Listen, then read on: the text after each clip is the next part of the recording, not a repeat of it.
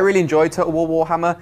These are two franchises that I've wanted to meet for years, and they both have unique aspects that kind of, they were meant to be together. You've got the grand battles of fantasy of Warhammer and also the large campaigns, giant maps, and massive amounts of infantry from Total War, and they both work together wonderfully in a way that I've been hoping for since I've been about 14. Total War Warhammer was pretty cool. I struggled with some areas. There was less of a tutorial than in earlier Total War games, so there was quite a bit of assumed knowledge, at least in the state that it's currently in right now. I know they're still working on some things, which has contributed to the delay, things like balancing, but I found early on it was easy to forget that you had a settlement way back where that needed to be defended. Each race plays very differently. The humans are kind of like your most classical Total War factions with the addition of magic and griffins, whereas dwarves are very defensive and focus on artillery and even have a book of grudges where they take note of any time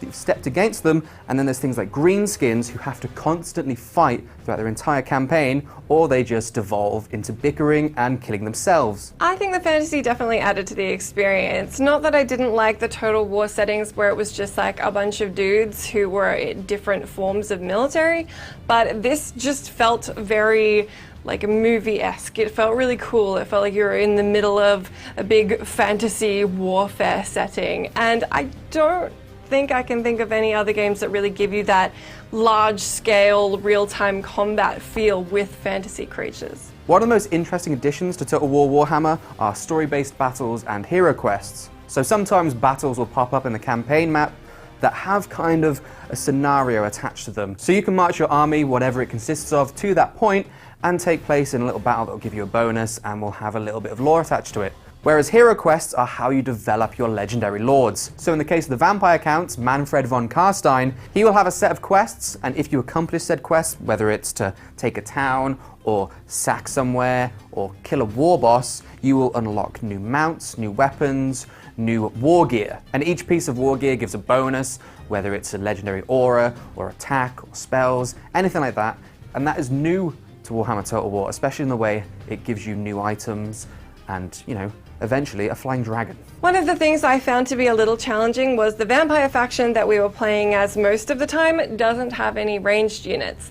And that's not something that any Total War games have had before with any of their factions, and it is extremely challenging going up against especially the humans who have so many ranged units.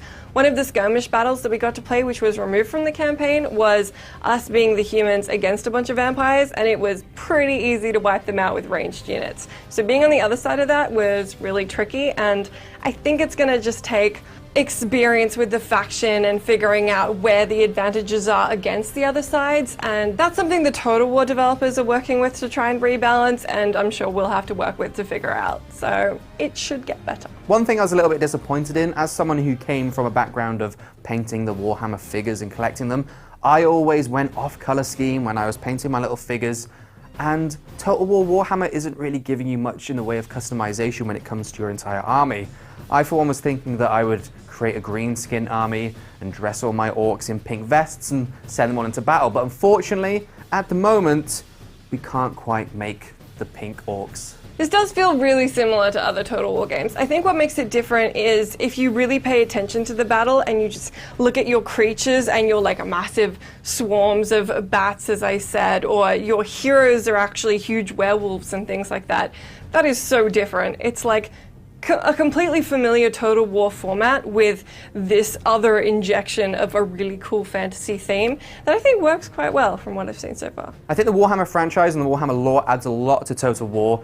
Previously, Total War felt like you were kind of creating your own game and your own story. Now with the addition of years of lore from the Warhammer franchise, we're getting to know characters, we're getting to know a world beyond what we can just see on a map.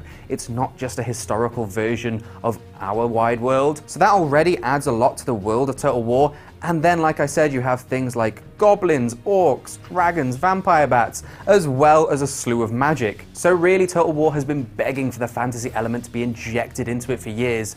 And I have to say, it's pretty exciting, and what they have made with these two giant franchises finally meeting is pretty great so far.